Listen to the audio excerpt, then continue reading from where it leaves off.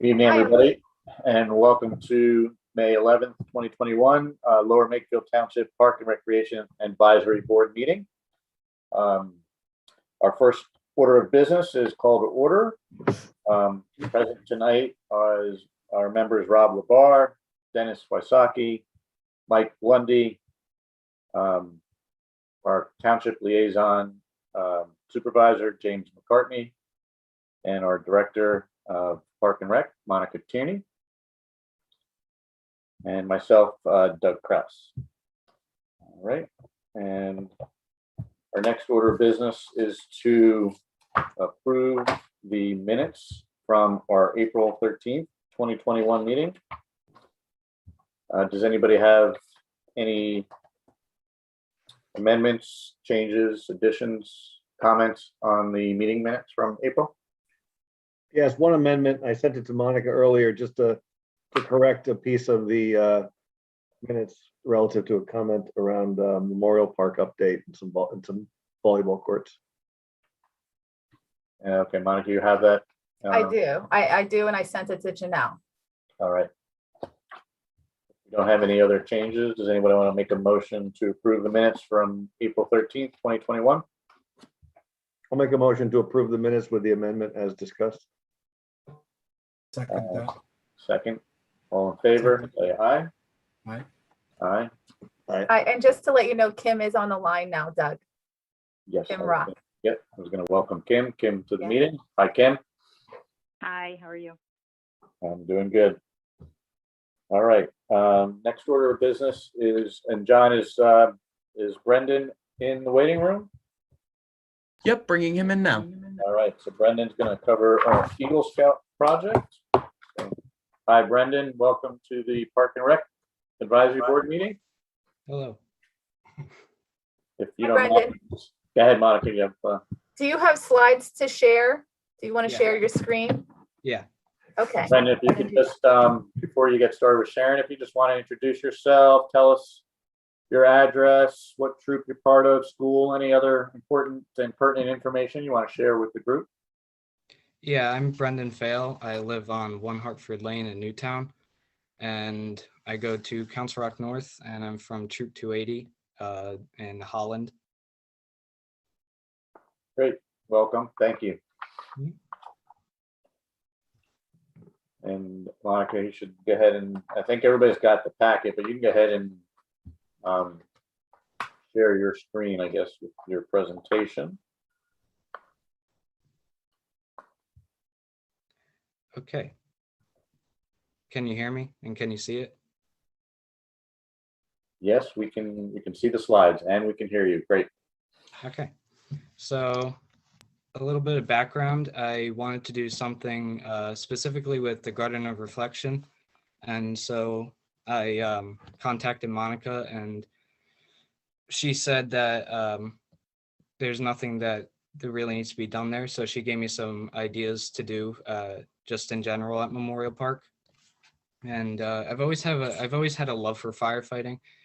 So actually right now I'm a junior firefighter at Newtown 45 in the borough of Newtown. So the project kind of tied both of those together because Memorial Park is like with the Garden of Reflection and just my love for firefighting and all that. It sounded like a good project. So my project would be making quarter-mile markers on the west trail. So we got so the first lap 1 will be the red colors indicate lap 1. So you got when you get to a quarter of a mile and then half of a mile, that's in the first lap, and those signs would be marked in red. And then the second lap would be 3/4 of a mile, and then the full mile, which would be in lap 2, because the whole trail itself is less than a mile. So you have to go around about like 1 1/4 times to get to the full mile. Here's like a better close-up. So we'll have the main sign at the entrance of the trail. And then the main sign will explain like which signs are which and how to measure how far you've gone. So it'll say it'll put the 2 first lap markers and then the 2 second lap markers. So they'll have all 4 of them on there. And each sign would be here are a few mock-ups of the signs. So these are the first 2 for lap 1. There's the quarter mile and then half mile. And the plan is to put the color on top and then the distance in the middle. And then I was going to dedicate each sign to a specific fire department around here. So this one would be Station 45 and then Station 55 Newtown. And in the bottom corner, it'll have Boy Scout Troop 280.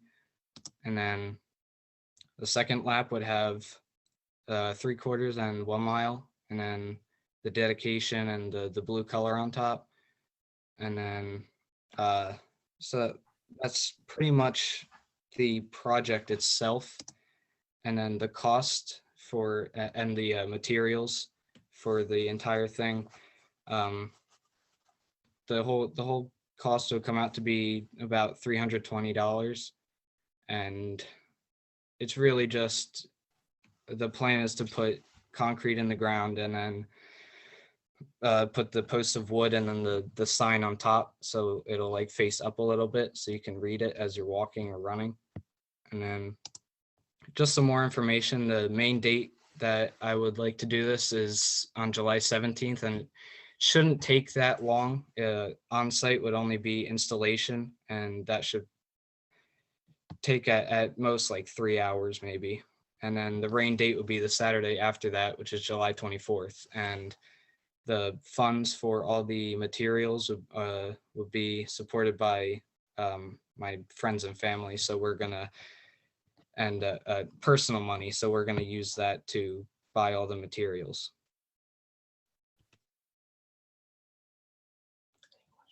Any questions?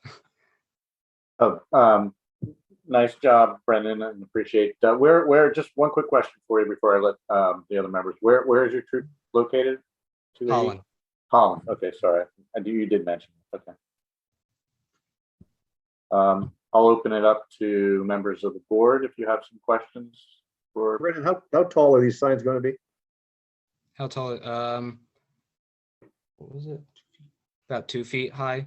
The main sign would be a little taller. It'll probably be what, like 6 feet? 4.5 to 5 feet would be the main sign, and then each individual sign would be about 2 feet. And the sign material is going to be plywood or some kind of wood? Pressure treated lumber, and then well, yeah, pressure treated lumber. Okay.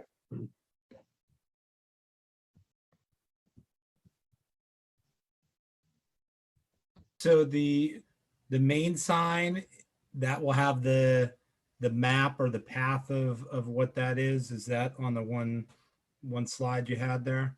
Yeah, it'll have all the information on how to gauge how far you've gone, and it'll have all the signs on it. Okay, and are these kind of like right along the tree lines, and how will people know like exactly how to go around the different things? The main sign will describe how to give instructions. The main sign is going to have instructions, so it'll say, Okay. Yeah. Brendan, did you? You may have said this. I might have missed it, but how are the signs anchored into the ground? Concrete. We're going to put concrete in. So. And then, how deep down do you go? What's that? A third of the total distance. A third of the total. Yeah. So it's 3 feet above. It's like a foot below.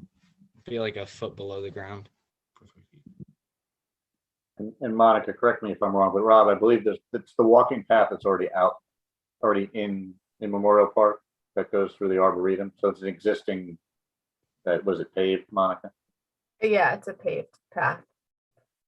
Was their intent to paint on the path the same marks or only use signs? So you're going to put a red line saying, hey, this is quarter mile, this is half mile. I don't know if that was communicated or not in your presentation. We're just gonna put signs in for that. So, Brendan, just thinking about this, we would have to make sure that there's some sort of direction, like an arrow pointing, you have to go right in order for these measurements to make sense, because otherwise you go the other way around. It just doesn't work out.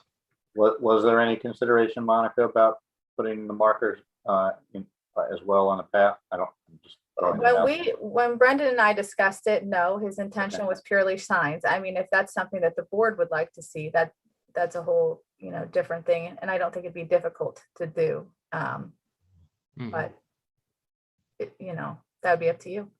Put lines on the path will wear over time. Lines on the path would wear over time though, so the signs would probably last a little longer. That's correct. Yeah, somebody would have to go back and just refresh it, Yeah. Brendan, how far is one lap around the path? Start to finish? 0.64 miles. About 0.64 miles. And if someone did one lap, would you have any indication on the first sign that if they just did one lap, that they did 0.64 miles or 614 miles or whatever it is, or could you include that? Yeah, we could include that. That's a good idea. And this is a question maybe more for everyone on the panel here, but would there be any requirements that you're aware of for the sign to be anchored below frost line, or is the 1 foot depth adequate for something like this? Jim is on the line, so I think there's a requirement of 18 inches, but maybe he could give us a little bit of guidance on that. Professor Jim, I would just say whatever it is, as long as it's done in accordance with the proper depth, that's fine. But go ahead, Jim. There's no depth requirement for this application. And also to backtrack on the length around the path, it's approximately 1 kilometer. So we're in metric now from Memorial Park. And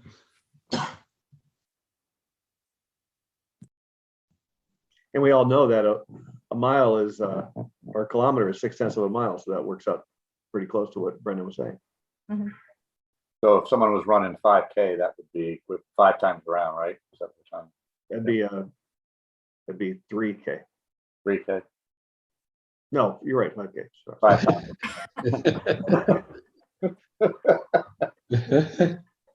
New math, then. You're testing my math skills. Uh-huh. I was thinking 3 miles, but yeah. I mean, I'm just throwing out other scenarios, like it's in miles, but people do a lot of walking or 5K walks or 5K runs. And so Jim, you said one lap around is 1 kilometer? Yeah, they actually laid it out so it'd be 0.62 miles. So Brendan's number 0.64 is pretty close. They may have measured a little bit off, or Brendan may be a little off. Might be somewhere between. So Brendan, that might be as people tend to run or walk 5Ks, like adding that maybe dimension to that. So if you go 5 times around from start to finish, Yeah. They'll know. Yeah. that's another measurement, at least that's common in today's walking or running. Would you want to have the metric distances along with the other ones on the sign? I think that might make sense. Just to the have 5K is what you're referencing, right, Rob? Yeah, well, if we had like 1K or whatever, then I don't know if there's any plans to do 5K races there, but like if anybody's practicing or whatever. Yeah, they'll know 1 lap around is 1K. Mhm. Yeah, so maybe on the main sign, Brendan, you can have 1K or 0.62 miles for 1 loop.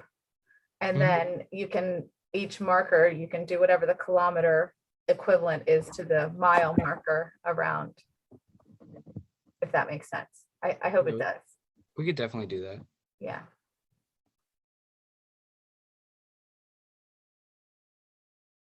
Does anybody else have any questions for Brendan? I don't know, color scheme, that's the only thing I had. Is this reflective of Monica in terms of color. Do you have any preference? Do you want to have the sign colors that it offsets from green?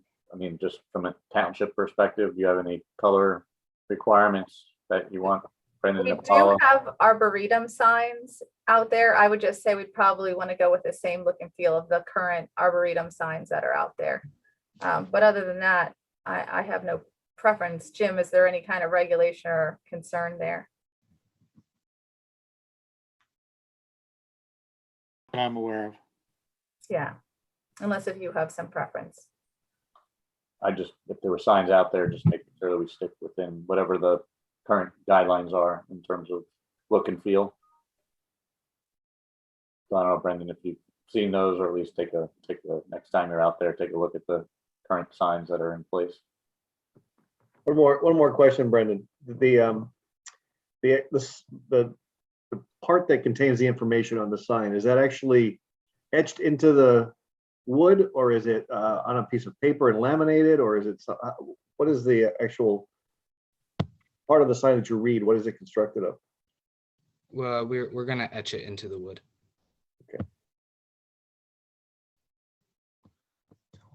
Yeah, I was just thinking, maybe adding the metric might get a little convoluted, being that the red is going to be for the first lap and then the blue is going to be for the second lap.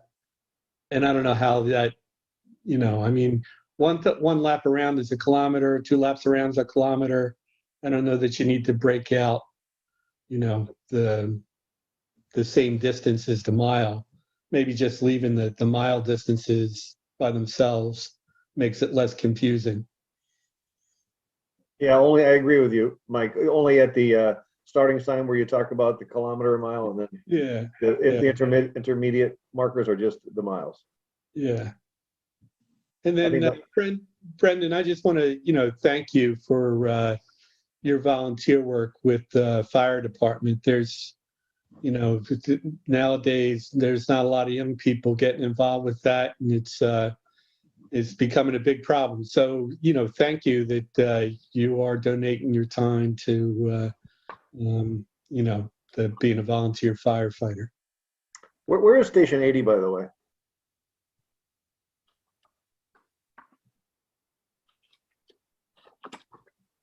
Not, hold on, sorry. Is that the one across from McCaffrey's? That's Yardley Makefield. Do you know exactly that? I forget which one exactly that was. I'm not sure exactly which one that is, but it's Yardley Makefield. Do we have more than one, or is it the only one we have in town, which is the one across from McCaffrey's? There's one in the borough, right? And there's one. There's one across from McCaffrey's and then one in the borough. I mean, I would suggest that, I don't know how hard set you are on the ones that you mentioned earlier, but I would think that we'd want to at least make sure that one of the dedications is to the fire station in Lower Makefield, given it's Lower Makefield Park. Yeah, I could do that. And Dennis, the fire company that serves Yardley and Lower Makefield is the Yardley Makefield Fire Company. So it's one company with the name Yardley and Makefield in it. Right, but he had specifically Station 80, I think, right, on the original document. So Station 80 is the one across from McCaffrey's, and Station 0 is the one down in Borough. Okay, yeah, 80 is fine. That's perfect. Great. But if you don't want to call out any particular station and just leave it generic, right, that covers both, right? Yeah, I could definitely do that. Doesn't have to be one or the other, right? I don't know if anybody has an opinion, but we do have two that fall under that Yardley Makefield Fire Company. So recognize both of them. Yeah.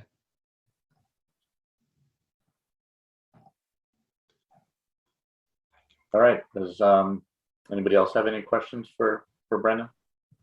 I just want to concur with Michael's thing. Thank you for doing the volunteer work, and especially this project. And I see the Steeler flag in the background. So if we want to do color schemes for the signs, I'm a Steeler fan, and we could go black and gold if you want to do that. But No. Obviously, you weren't paying attention when we said that that was not colors that are in the Garden of Reflection. And I would vehemently vote against that, Rob. Yeah, I'm going to vote against that also. I think we should all be patriotic and go red, white, and blue for the Patriots.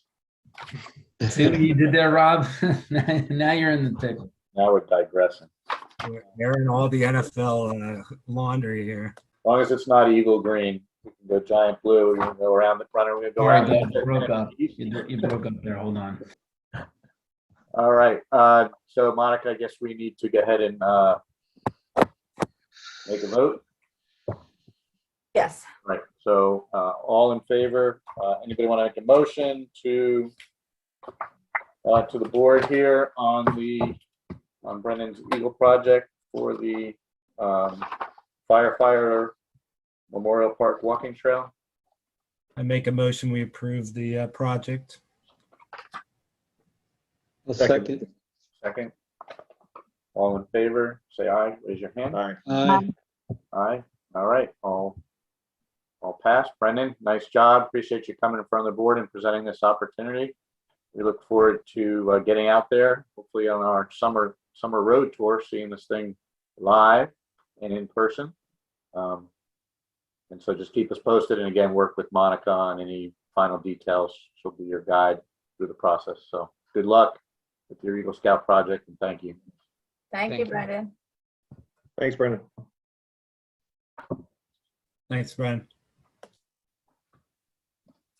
All right, Monica, I guess next up is I lost my agenda. Hang on. It's the Newtown D&L Trail Morrisville connection. Yes, the Newtown D&L Trail Morrisville connection. I hope everybody got the materials that Monica sent in their packet and by email earlier today, I guess. Yes, and we have them, they're in the waiting room to present. So if we could just pull everybody in. Citizens Traffic, I believe there are some representatives from Citizens Traffic also on the line.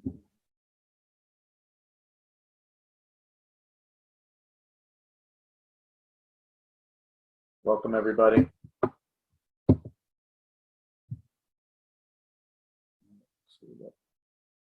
Hi, Paul and Christian. Hi, I am going to apologize in advance. Hi. Today, all days, my laptop is just dropping the signal every 2 or 3 minutes, so bear with me. So does that mean your counterpart's going to be the one presenting?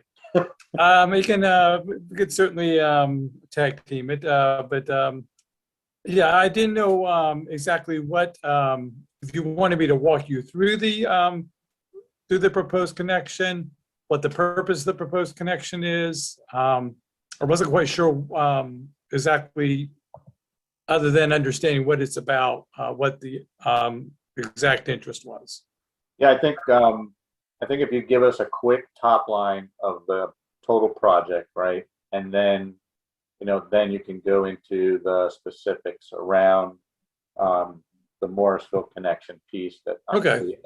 Impacts Lower Makefield. So just a couple of minutes on the project in totality, and then just go into what's the impact to the township and kind of what you're asking for us for tonight. Okay.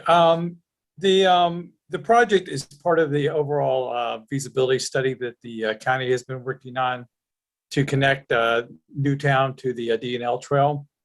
And it originally was meant to be for 6 municipalities: Lower Makefield Township, Upper Makefield, Middletown, and then Yardley Borough, Newtown Borough, and Newtown Township. And we held a public feedback via interactive tool earlier this year. And as part of that feedback, there was interest in also establishing a connection to Morrisville Borough if possible. Obviously, the primary route that's going to really affect the township, only because it is the route that is almost fully constructed or in various stages of development now, is if you were coming out of Newtown on Lower Dollington Road,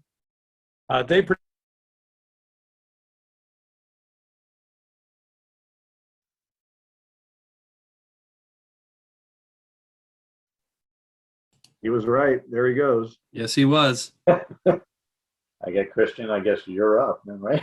Yeah. So I'll go. So I guess I'll try to pick up where Paul left off. But basically, our main trunk is that trunk that's going to run, that's pretty much partially made from Newtown Barrow through Lower Makefield to the D&L Canal by Scudder's Falls Bridge. It'll run up there. But what we're talking about tonight is is this connection to, like, there's Paul. Yep, sorry. That's okay. Do you want to pick up where Yeah, go ahead. So basically what we're talking about tonight is this connection to Morrisville Barrow, where we will just basically try to connect down to the Barrow, and I can share my screen to bring up a photo of it if you guys would like. Can I do that? Yes, I can. Give me a second.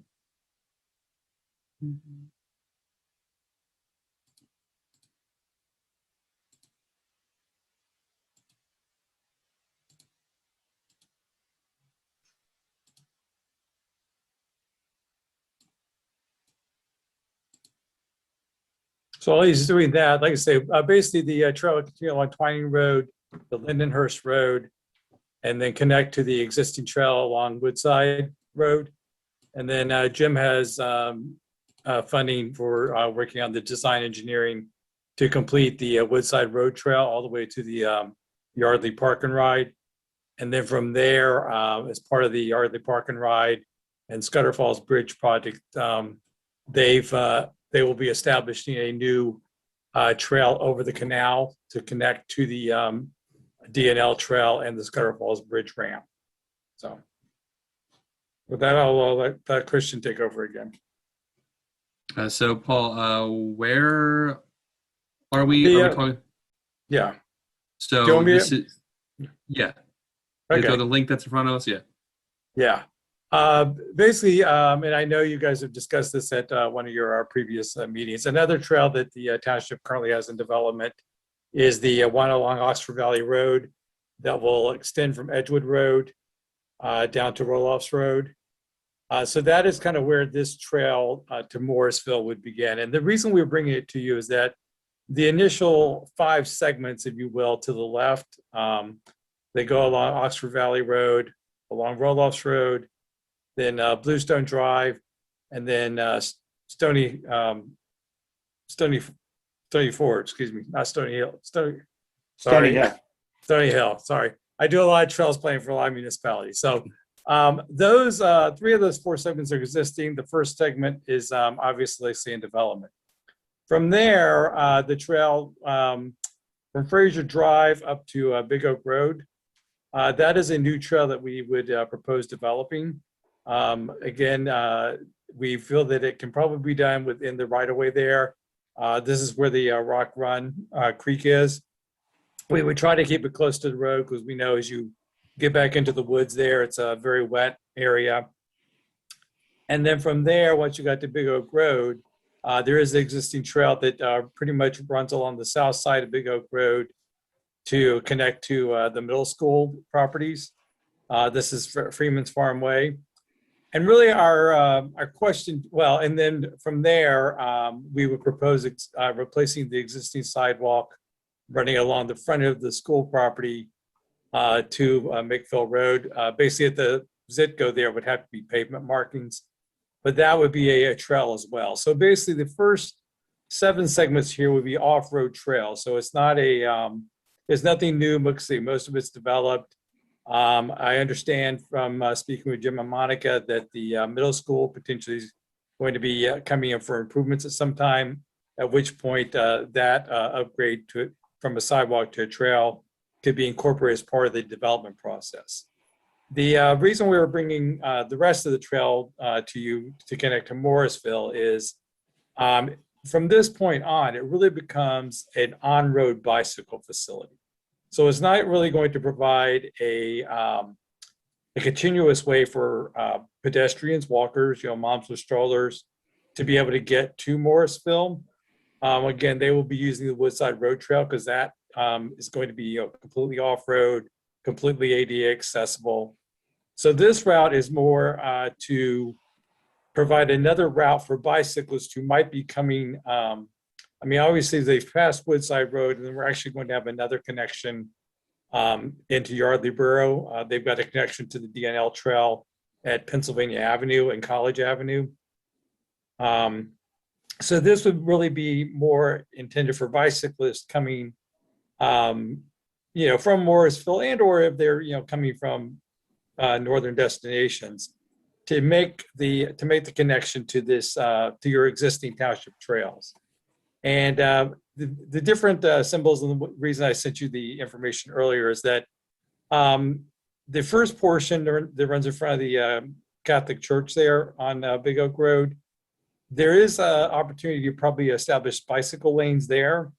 And then as you get further towards Pine Grove or Yardley Morrisville Road, up to, I think this is Norman Drive.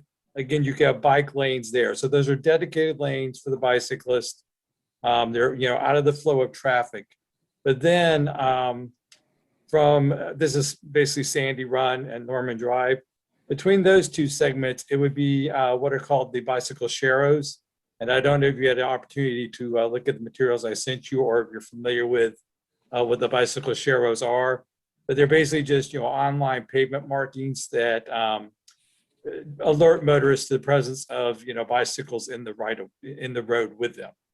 And are these, pardon? marker, these from the school onward, are they on both sides of the road, or is it only on one? They would be on both sides of the road. They're typically required to be placed immediately after every intersection, and then every 500 feet on the pavement markings.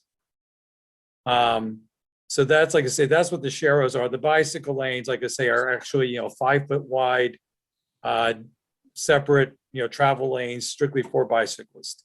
And you do see, them incorporate a lot, because a lot of times together, because a lot of times you do not have the opportunity to, have a continuous bike lane along a full stretch. And then once you got to Pine Grove Road, continuing on Big Oak Road, the Big Oak obviously continues down to connect to Trenton Avenue, which is one connection to Morrisville and the shopping center. But the primary route to get you to the DNL trail would be along west and east Ferry Road. Those are low speed, low volume roads, and those would be basically just what's called a bike route. They could be bicycle sharrows, but typically in a very residential neighborhood, as those neighborhoods are, we typically would not necessarily see the need to incorporate painting bicycle sharrows on the road.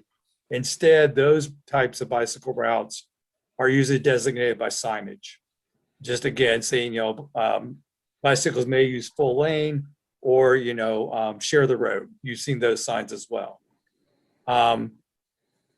Again, we're just kind of coming to you for your input and feedback on this, because it's more the section on Big Oak Road. And again, Big Oak Road, the posted speed limit is 35. As we all know, people do more than the posted speed limits on pretty much any and every road out there. But, it's not to say that, we have safety concerns, but before we present this to a broader, audience, we want to make sure that the township is on board with the overall concept. And as part of, our public input to the, broader community, we may hear people, come back to us and say, certainly no, I would never ride my bike on that road, or yes, I'm comfortable in a bike lane, but not in a bicycle sharrow. We did a lot as part of the initial public research on this. We did put together a survey that asked people some of their comfort levels, and we will be presenting that as part of the next step of the project. It asked people to kind of their comfort level in riding under different scenarios and different speed limits. So that's really, and a lot has to do with truck traffic, which is why I presented that other document to you that, outlined the various, did my screen reshare to show all the segments? No, we are sharing. You're sharing. Yeah. You're sharing, yeah. Do you want me to yeah, if you don't sharing? mind, just share the one with all the segments. Cool. Second.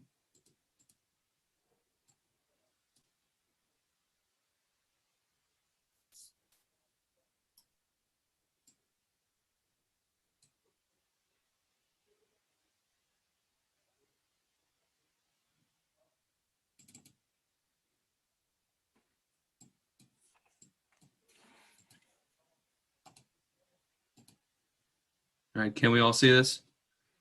It says it started. There it comes.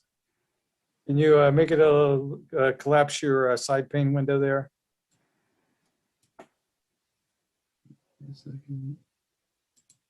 Just go down to the arrow down there. Just to make it bigger, just take your, instead of 75%, just take it up. Yeah. All right, I think I have 100. All right.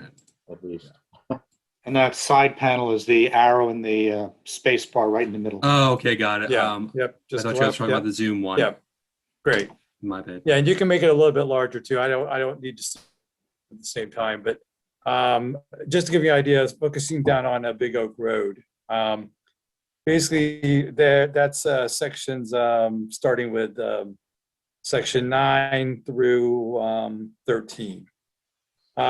We do have traffic counts available from PennDOT for those roads, and you see the average daily traffic volume is about 6,400 trips, of which 200 or only 3% are truck traffic, because they do delineate trucks from other vehicles. So that gives you an idea, because again, like we sometimes see, traffics that, truck traffic is like 20%. We would never recommend, bicycle sharrows on that type of road. The only requirement relative to bicycle sharrows is that they have to be on roads with a posted speed limit of 35 miles per hour or less, which Big Oak Road does qualify. There actually are no PennDOT standards or guidelines relative to traffic volumes. Internally, the Planning Commission, we usually will look at a cutoff of 10,000 or fewer trips per day to kind of say, okay, if it's less than 10,000, we feel okay making that recommendation. But again, as Big Oak Road is a township road, not a state road, it will ultimately depend on the township's ability and willingness to incorporate the bicycle sharrows.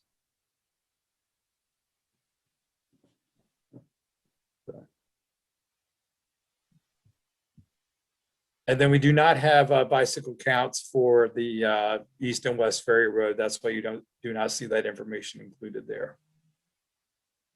So the counts are not car traffic or bike, I guess just. No, those are car traffic. Like I say, the first column, say for Big Oak Road, the 6381, that's for all car and trucks combined. And of that, 191 are actual trucks.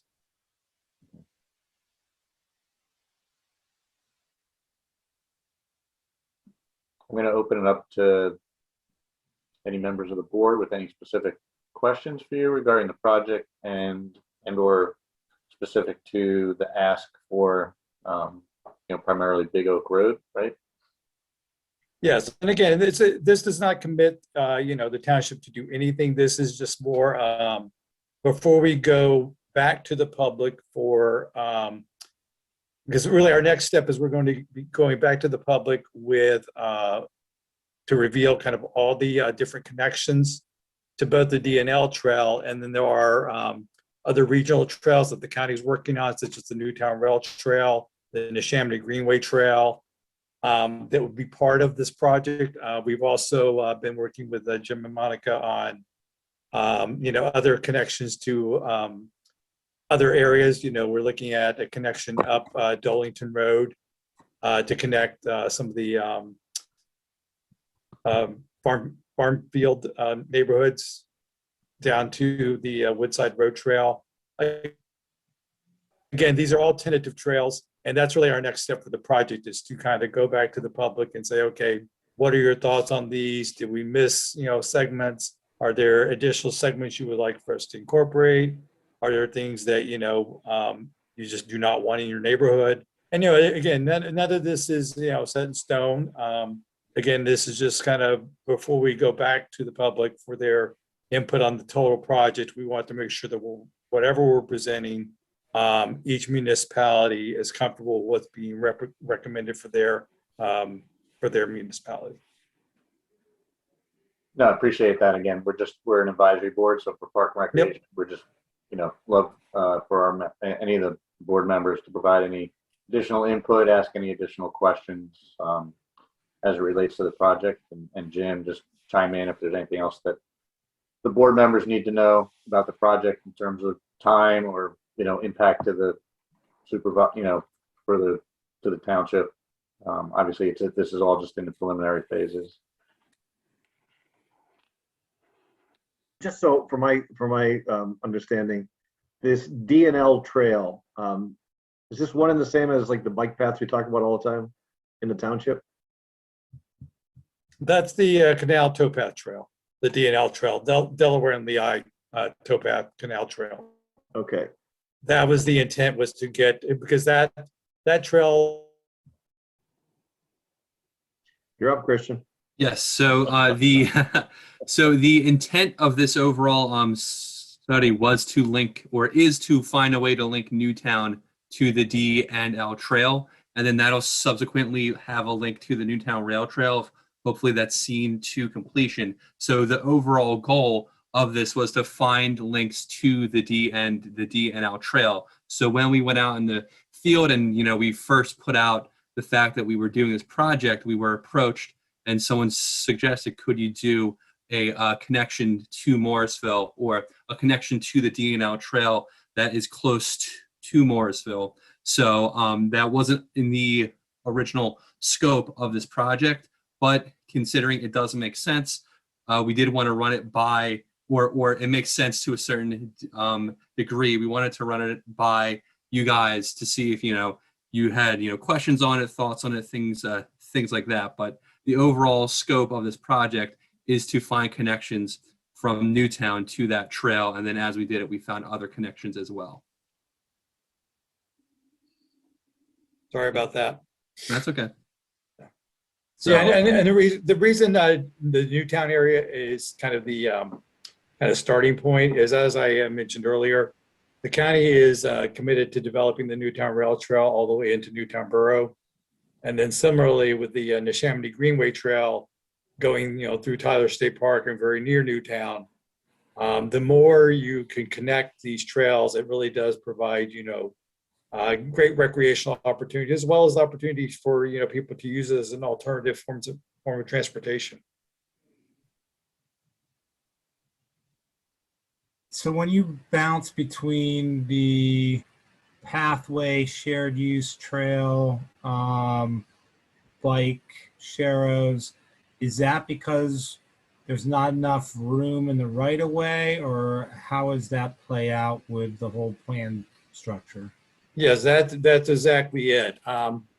We try to make use of existing trails to the extent possible, and/or trails in development. The typical the new modern standard for most shared use trails is 10 feet wide. Most of the townships most of the trails in the township right now are 8 feet wide, which is just a byproduct of when they were, oftentimes put in as part of the development process, or the township was, putting them in. At that point, 8 feet was sufficient. But as bicycling and the use of trails has really grown in popularity, 10 feet has become the new standard, just because it really provides, much greater opportunity for people to be able to use the trail without kind of conflicting with each other. So in terms of how we go about looking at whether we want to, use the term pathway or trails, anytime the county's developing trails now, we typically use the new standard of 10 feet wide. And in fact, the rail trails that we're working on are all 12 feet wide. As is if you're familiar with the trail on the 202 Parkway in the Morrington and Doylestown, that is a 12-foot wide trail. So basically, where possible, we try to avoid the need for acquiring easements if possible, because that can delay the process. But sometimes that's unavoidable, which is why sometimes you're a trail.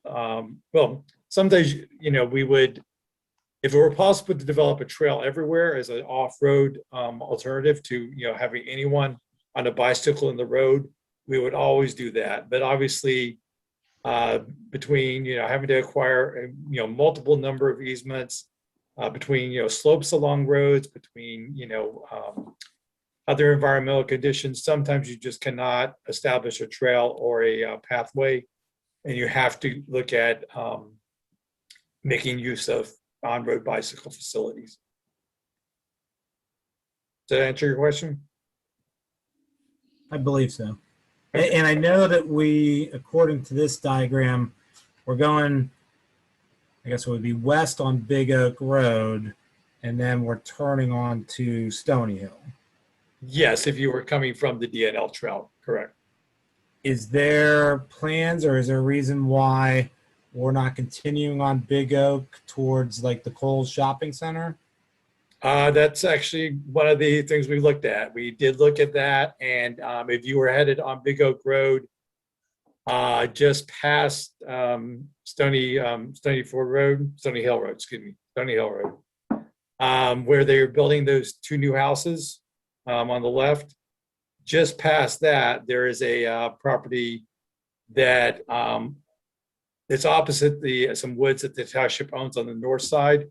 But on the south side there, which is where we thought it would be most likely to have the trail, it's very, very wet conditions. And so it would basically require a lot of environmental remediation work and or the use of a boardwalk along that stretch, which, is a possibility. But then there was also the need to kind of switch back and forth a couple of times. And as much as possible, we usually try to keep people on the same side of the road unless they're crossing at a traffic light. So that's kind of because we do know that the trail runs along Big Oak Road, basically from like you say, almost the Kohl's Shopping Center out to I forget there's another development there. And again, I unfortunately, on my computer is hard to bring up right now, but we did look at making that connection. And part of that though is once you got to the Kohl's Shopping Center and to that whole intersection with all the development that's occurring there, there was just no way to kind of continue on to connect to any other trails. We know that there's trails that kind of run down to the Regency at Yardley development, but they once they got to the Regency at Yardley development, the existing trails within the HOA property, so they're not necessarily accessible to the public.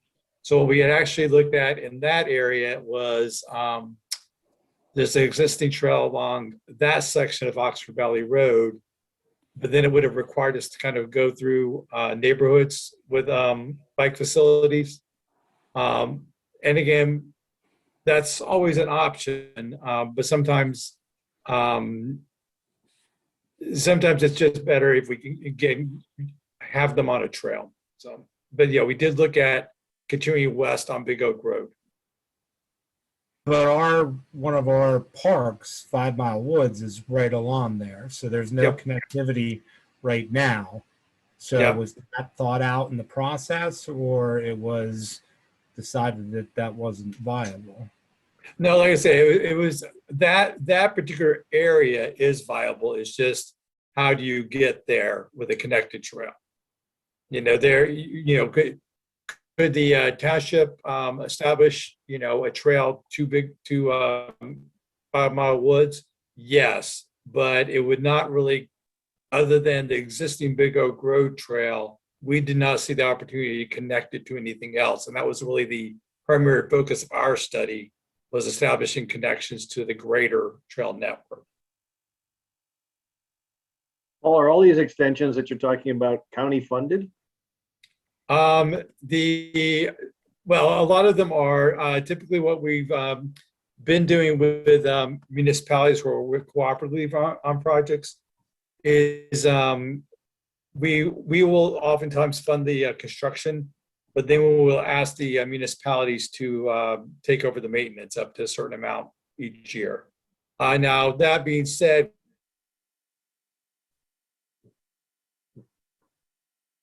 And I'm not sure where Paul left me hanging there, but as he said, like with the case with the Newtown Rail Trail, the county constructs it, and then we make an agreement with the municipality to cover, what would be considered damages and things like that up to a certain point, and then the county would take back over.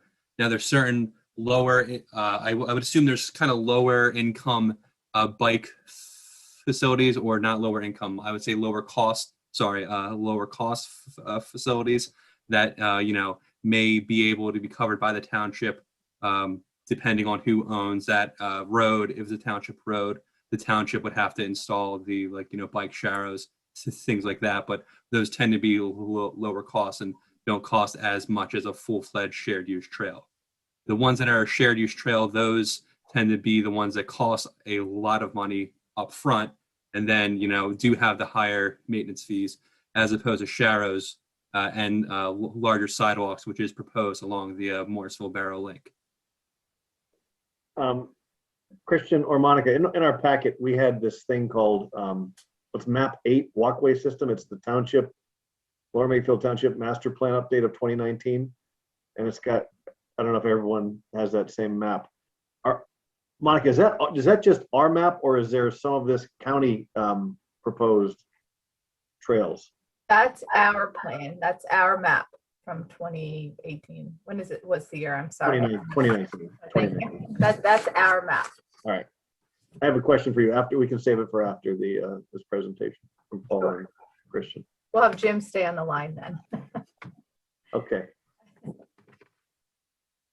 Listen, I don't know what, I don't have any constructive comments other than I think this is a great idea to make these connections, because I agree with what Paul was saying earlier, that the more you can make these connections, the more opportunities it gives people to, travel safely, get to different places with alternative to automobiles and stuff. So, I mean, I'd be generally supportive of any of these connections that could happen. Thank you. Does anybody else have any comments or questions for Paul and Christian? Hey, Doug, I have another question. Yes, James, go ahead.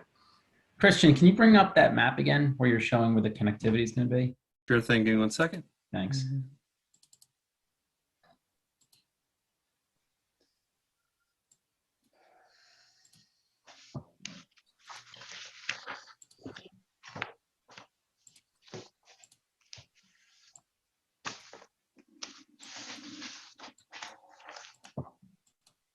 Can you see it now or no? Nope, still see your chart. Okay. Yeah, it's still the other one. Try unsharing and then reshare. Oh, wait, there it is. Up and then share screen. And then... How's that? Yep. Perfect. Thank you. Perfect. Thank you. All right, I was just moving those boxes so I could actually see it. So it looks like it's Big Oak Road, and then it goes, is that West Trenton Ave? That goes all the way down? West Trenton Ave into like Morrisville. Yeah. Yeah. Like so that where you have MBL 17, MBL 16. No. So the 16 and 17, that's Ferry Avenue. Ferry Trenton Avenue. That's East Avenue. Ferry. Yeah. Okay. Trenton Avenue is that gray line that has those mini bikes on it. Below it, I see. Yeah, And and that that's is the reason that's kind of the mini bikes is that's actually the that's the existing bicycle PA route. The PennDOT actually has established some bicycle routes themselves over time. You may have seen in the document I shared you about the different types of bike facilities. There are little bicycle signs saying bicycle PA route S or route E. Those are PennDOT sponsored bike routes, and Trenton Avenue just happens to be one of those.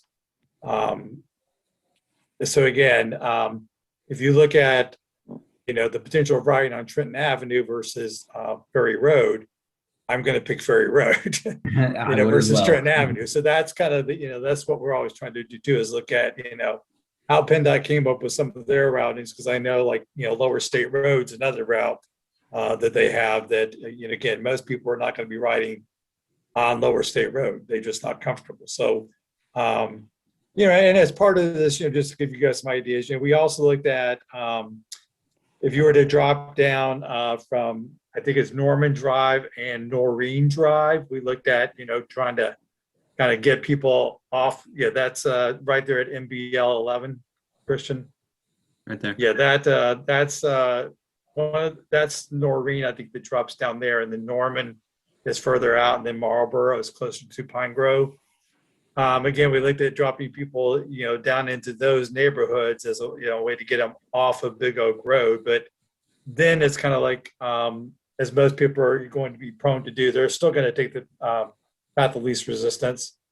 And really, at that point, if you're kind of headed west, you're going to have to cross traffic, go down that neighborhood for, literally a 2-minute ride, then come back out onto Big Oak Road.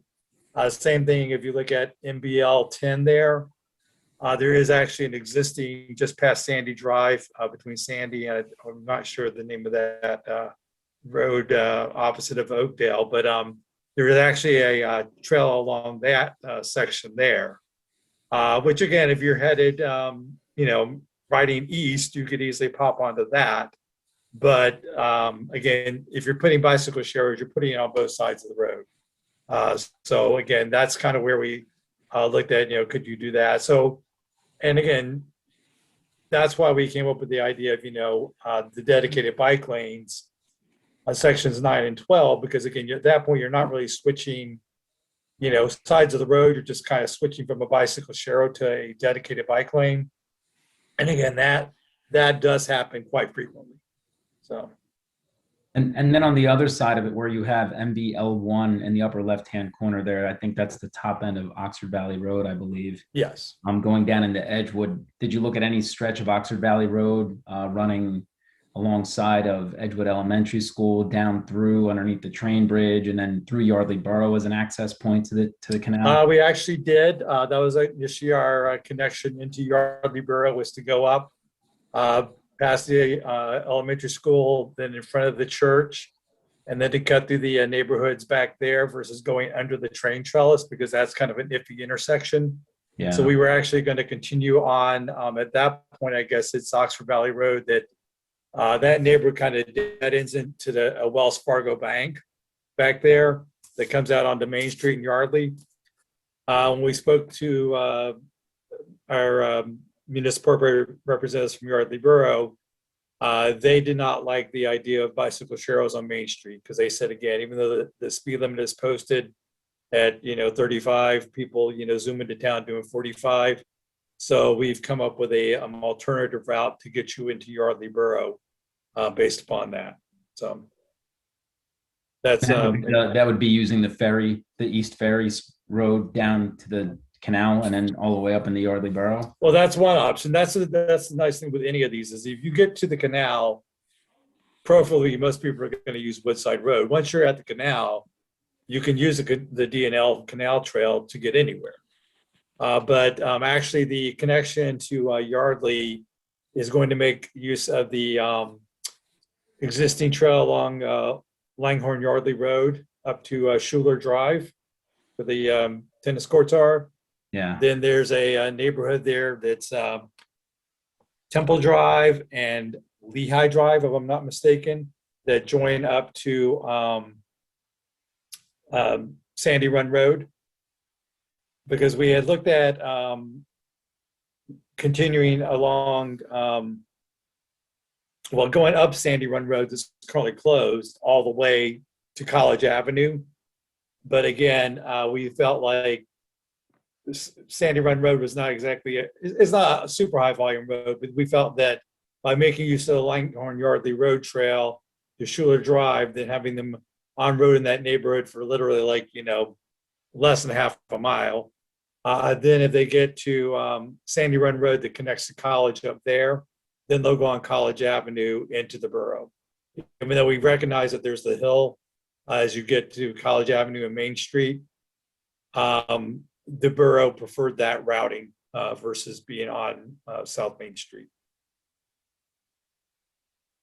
Okay, thanks. Sure. Going along this map where you have MBL5, which is Stony Hill. Yes. That floods. Is that part of your equation, so when you have the dotted red, that's going to be a bike, but on the roadway? No, that would actually be a separate trail. Again, it might need to be a boardwalk. Again, these trail, we do take into account environmental considerations as we look at this. And we do know, like I say, along Rock Run in that area, to your point, it is very wet there. It was more feasible than continuing along Big Oak Road, to your point. Well, I guess my question is, where you say the path of least resistance, one of my concerns would be that go down MBL 5 to MBL 4 instead of making a right there, they continue on Stony Hill, and then you get into a narrow curve around past the synagogue there, and then there's nothing out there. So my thought would be, did you look at going in front of William Penn and making a left there instead to take that out? We in front of William Penn. Actually, we did. We looked at the where the roll-offs road, like if you were coming down MBL 2 from Oxford Valley Road, that's the roll-offs road trail. And instead of making a right on Bluestone, you kind of made the left to head out to the schools. Again, you could certainly do on-road bicycle facilities along Roll-Offs Road all the way to Makefield Road.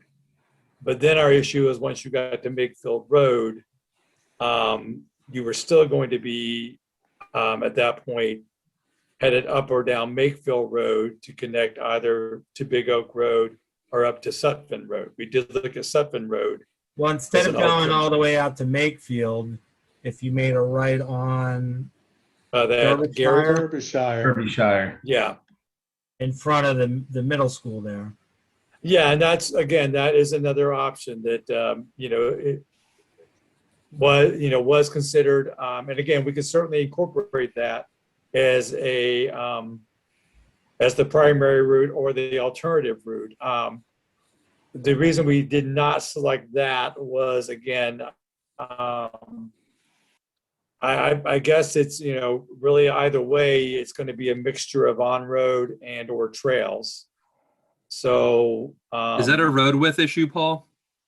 Like I say, if we continue along Roll-Offs Road to Derbyshire, those again would be on-road bike facilities. There's no opportunity to put trails in there unless you could get the schools to consider allowing you an easement along Derbyshire. But then I think as you approach Big Oak Road there at that intersection, I believe there was some constraint there that would have prevented a trail going all the way down Derbyshire.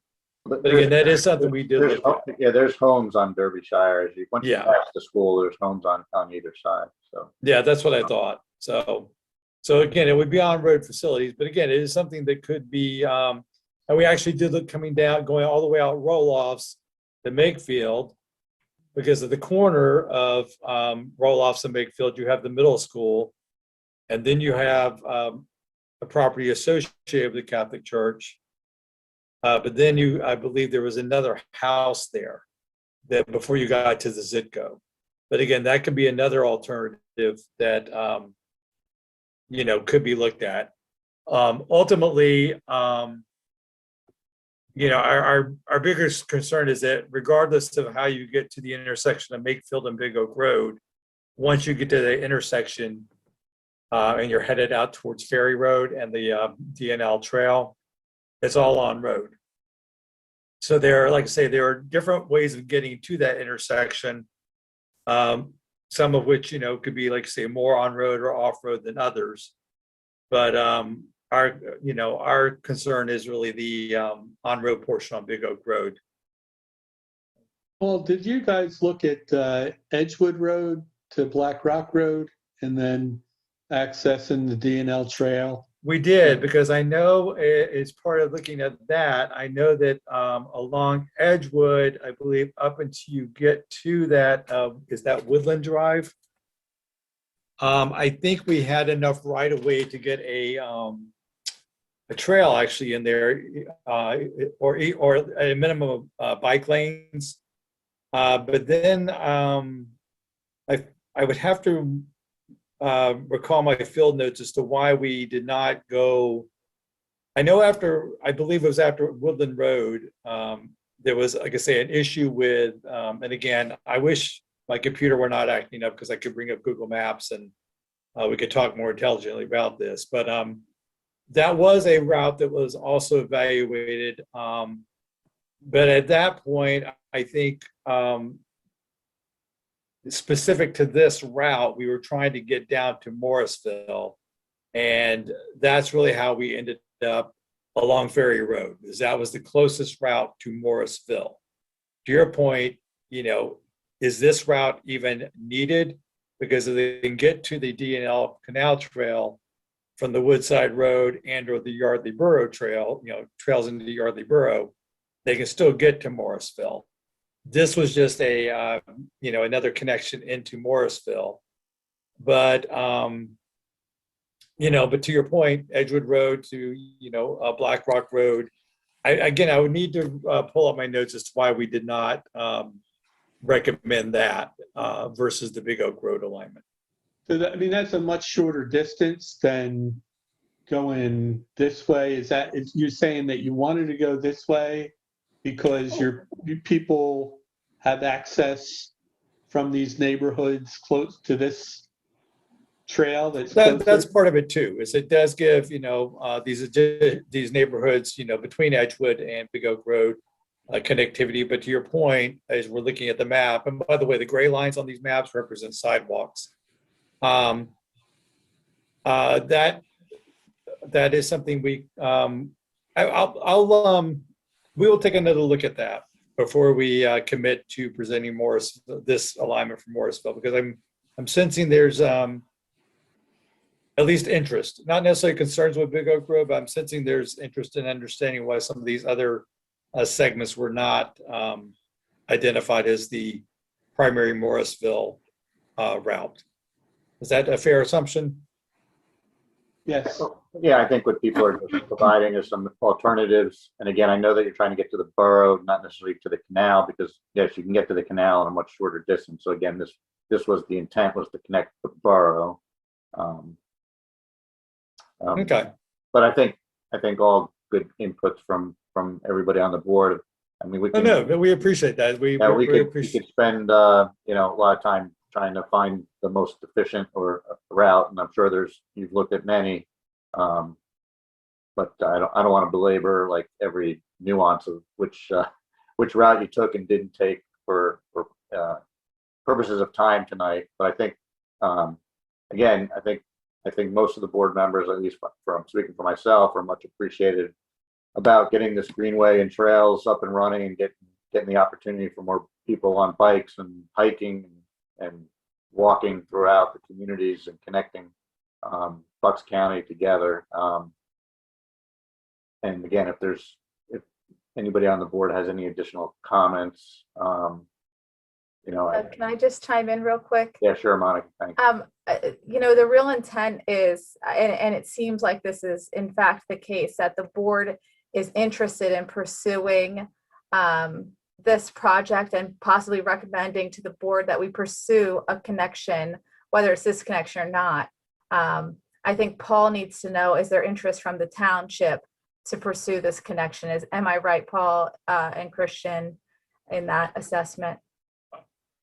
I'm hearing that there is. I guess my question, to your point, Monica, yes, that's the underlying question is there interest in pursuing a connection of some sort to Morrisville, or is there interest in pursuing another connection other than the Woodside Road connection, or in addition to, I should say, within the township? And if so, is that is the route that's outlined currently the route? So I guess the question I would have is that we will go back and I will take a look at the Edgewood to Black Rock Road again. And again, we can certainly look at the roll-offs road to Derbyshire to get us down to Big Oak Road. But I'm sensing that, it's kind of like the Edgewood to Black Rock Road might make, more sense to the committee. I guess the next question I have is, will you want us to come back to you to present at your next committee meeting, or would you be happy with our providing our findings to Monica? The only reason I'm asking is that we are, like I say, in the process of developing our next public input tool that's going to be an online, interactive tool.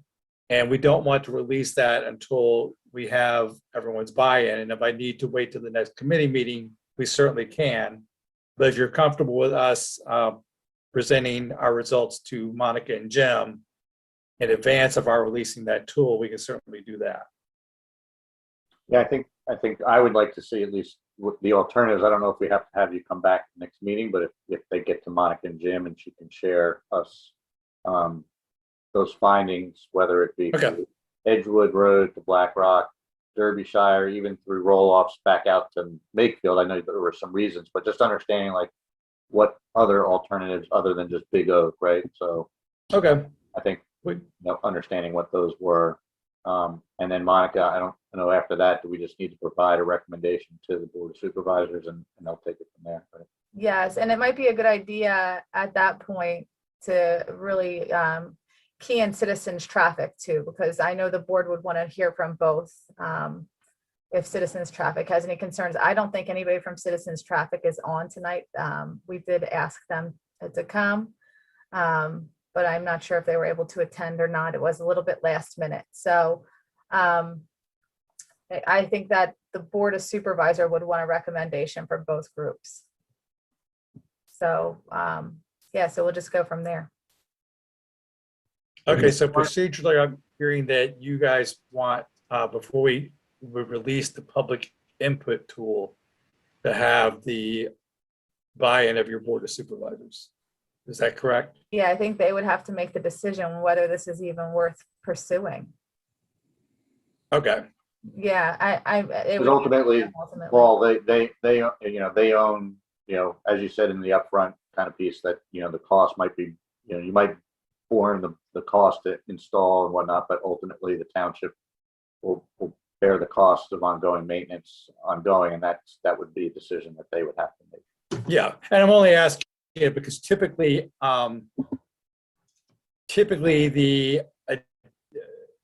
we've not typically done that step at this step in the study process. Typically the buy-in of the supervisors comes in as to whether the township wants to, in essence, adopt the plan as add on to their township plans. But again, we could certainly do that. That's fine. We just James, we just have it done because again, whatever we present in this draft public input tool is literally just that. It's a draft, and then subsequent to that, that may change because it may be that we, based upon the public feedback we receive from, the region, the 6 municipalities involved, the routes, some may be eliminated. There may be a desire to explore more before we would ever, finalize the study itself. So that's where, like I say, procedurally, I'm a little, this is a little bit different. But if this is the way, it needs to be done, we're glad to follow that process. Sure. I mean, James is on the line. James, what are your thoughts on how to proceed? I do hear what you're saying, Paul, that you generally do get a little bit more public input and maybe the more of a finished product would like to go in front of the board before we move forward. But I know our board really likes to be involved in decision making from from a lower, more ground level, grassroots level.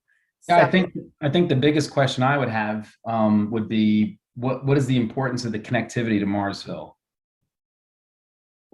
what from a planning standpoint, what exactly is what priority is that from us connecting into Marsville? Or is it for Marsville to be able to connect back into, because most of the stuff that happens along the Delaware Canal is north of Marsville. I believe the canal actually dies right outside on the other side of Marsville, right? Like you can't even get down into Bristol via that pathway anymore, right, Paul?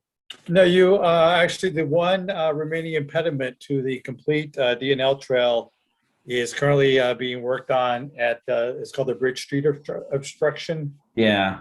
And they actually are well in the process of having that design.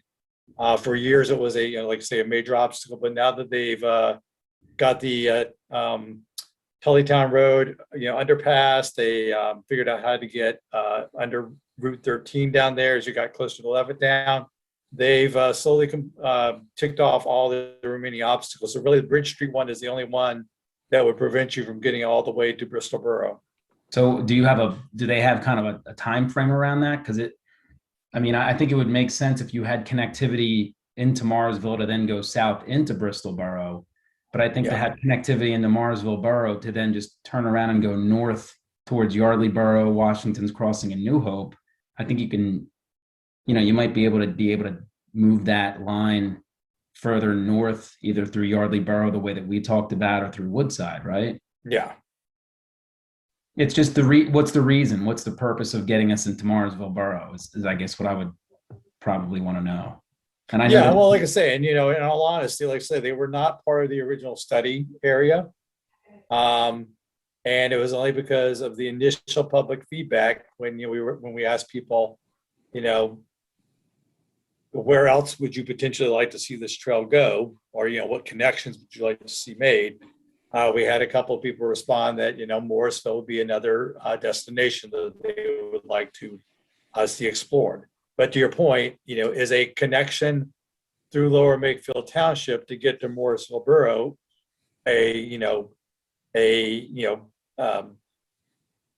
key component of the study? Certainly not. It's we responded to the public feedback. We evaluated the routes. And, if the township were to come to us tomorrow or tonight or, next week and said, forget it, we don't understand the purpose of it. Again, it's not going to affect our grant funding. It was just, we were trying to respond to the public feedback we received to establish that connectivity. That was really what.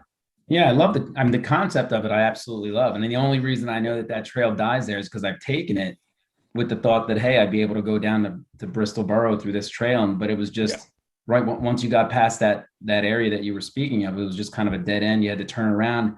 I think further up north along that trail, then right at maybe Pennsylvania Ave and Bridge Street, I think that there was maybe a brewery that was there. Yeah, Bridge Street, exactly. There's going to be a brewery put in there that's, so it's really, and that's kind of the one thing we didn't talk about is the kind of why the interest in these, longer distance trail networks as well, is that they are kind of, economic development tools. We are seeing, if you're familiar with the Great Allegheny Passage and other, longer distance trails, and really the DNL trail. Yeah.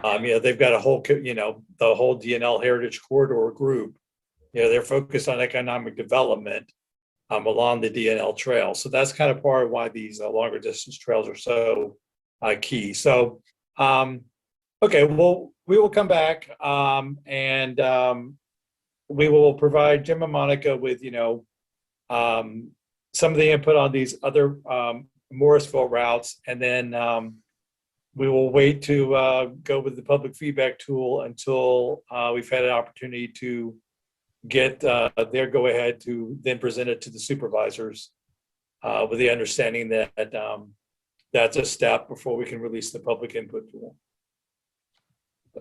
James, do you agree with that process? Yeah, no, I think that's a good approach to it, Paul, for sure.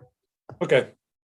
And if I could interject, Paul, at least from my standpoint, I'm all for whatever connectivity we can get to this. It's just the best path for everybody involved. So if it means moving along to the supervisors, I would be all for that. But I think there's other paths that we'd at least like to explore and see what the input is on that. Yeah, like I say, we've done, I know we've pretty much exhausted the possibilities, but we obviously need to give you guys the rationale and outcome of what we looked at in the field as to why, why this route was chosen over others. So. Absolutely. Great, okay. Thank you. Thank you, Paul and Christian. All right. Appreciate Thanks for your time and and having us this evening. Thanks, Paul. Thanks, Thanks, Thank you Paul. guys so much. Okay. Bye-bye. Thank you. All right, Monica, I don't know if there's anybody from the organization's leagues on the line. Before we go there, Doug, I just had a question for Monica on map 8. Map 8. Monica, at the kind of the top of that map, there's a dotted line that runs somewhat horizontally off of, looks like Lindenhurst.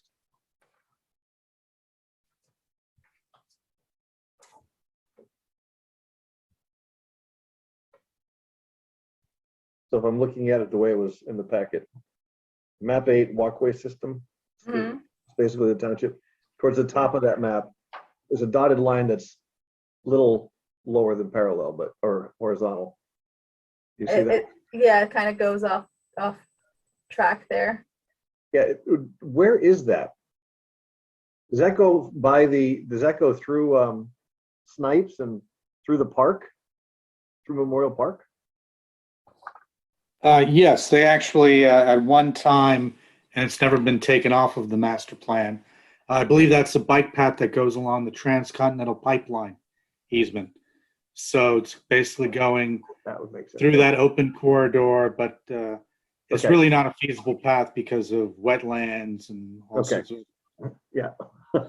Yeah. Right The through your next time, I back, think we should go maybe. right through your backyard, Dennis. I think. Yeah, which is fine, but I was just figuring if that was the gas line, and apparently it is. Yes. Thanks for hopping in there, Jim, because I had no answer for that, Dennis. All right. That was it. Carry on. Mm.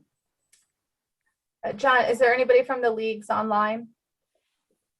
We have no callers. All right. Okay. So Monica, I'm going to turn it over to you to give you a report for this month. Sure. Just quickly, I wanted to mention Samuel Wang. He presented a shade structure at Memorial Park a little way back. More and more, we were coming up with problems with this project. So we decided to relocate to Veterans Square over the sandbox, a smaller space, also needs shade. Just wanted to bring it to you so he didn't have to come here and present. I did talk to Doug a little bit about it too. And Jim about just relocating where he's doing his project, same project, different location. The Disability Advisory Board found a couple faults in the project. And there were a couple other little things that popped up about digging into rubberized surface. And, I think Jim Majewski could say also that the location at Veterans Square over the sandbox is much better for a Boy Scout project. Absolutely. So just wanted to bring And that. by the way, Matt, you can leave the meeting if you'd like. Oh, hi, Matt. We had our traffic engineer from Safe Highway there. I was just to the point. I said, I'm going to interject here and say it looks like we're beyond the point of the meeting where there's going to be any questions concerning Big Oak Road. So with that, thank you. It was interesting listening to what you all had to say, and have fun with the rest of your meeting. Thank you, Thanks Matt. for that. Thank you, Matt. So Monica, that still leaves the Memorial Park playground with shade issue, right? We still have a shade issue, and I believe we would have still had a shade issue if we put in the smaller Boy Scout shade structure. The park is just too big for something that small. So that's something that we'll have to talk about further as a board to figure out how we'll put shade out there. Excuse me, are there plans for shade now? I thought that, there was something in the works that this would tag along with the Boy Scout project. That was the discussion of the board. When we did, it is in the ADA transition plan to add shade to the park. That's certainly something we can discuss and move forward with, but there's nothing formal right now, Michael. Yeah. Yeah. So if anybody has any questions about that, I'd be glad to answer them. If that's something we want to start pursuing for the future, I'd be glad to start looking into that. And just a quick pool update. Last night we gave the presentation. We put out last Friday an FAQ sheet, swim lessons, a bunch of information for the pool. We had the meeting last night. I'm now updating some of those documents based on some of the feedback. We'll be putting that out tomorrow. I wanted to get it out today, but I just I ran out of time in the day. So I plan to put it out tomorrow. Registration is staying steady. Hoping to get a little bit of a rush here before opening day. But as far as maintenance and getting open, we're on track for everything. The pool slide is the last big thing that needs to be maintained, and Safe Slide will be in tomorrow. Starting that project, hopefully our Olympic pool will be filled by the end of the week. We do have to only fill to the bottom of the slide until the slide project is done, and then we can fill all the way. So there's a little bit of timing with that. But really looking forward to opening day, 18 days left. I keep posting the pictures of progress. It's very exciting. We're really looking forward to a good season. We have staff training this weekend. Very excited about that. So as far as overall maintenance, our staff, we're in full. We have all 5 of them. We are recognizing that we do really need the summer hires. And with some of the COVID restrictions kind of lessening, we found a way that we can bring on at least 2 summer hires. So we're looking for summer hires right now, particularly to keep up with the weed eating and mowing. So if anybody knows anybody, please send them our way. They do need to be 18 years or older to operate our equipment.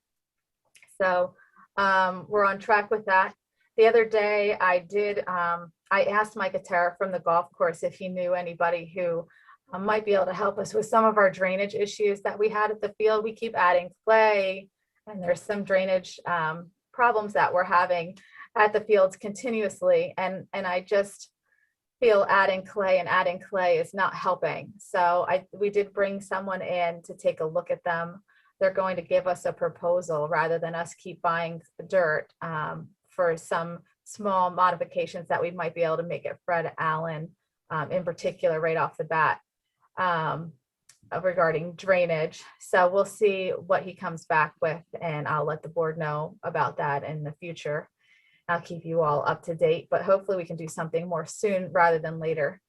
We did discover that Makefield Park has a much greater issue, and we might have some further discussions in the future how to repair those fields. A lot has to do with some of the maintenance we've done to them in the past. You know, we might have to just upgrade and then make sure that we're training our volunteers and staff a little bit better about how we maintain them. So that's future discussion for the board. I did ask for estimates about some of that work, so I'm looking forward to seeing. The company we had out, they mentioned that we're looking at a project of about $25,000 per field to make them right. But adding the clay has actually been the problem. We keep adding the clay, sweeping the dirt off, then the grass grows on top of the clay on the outside, developing lips.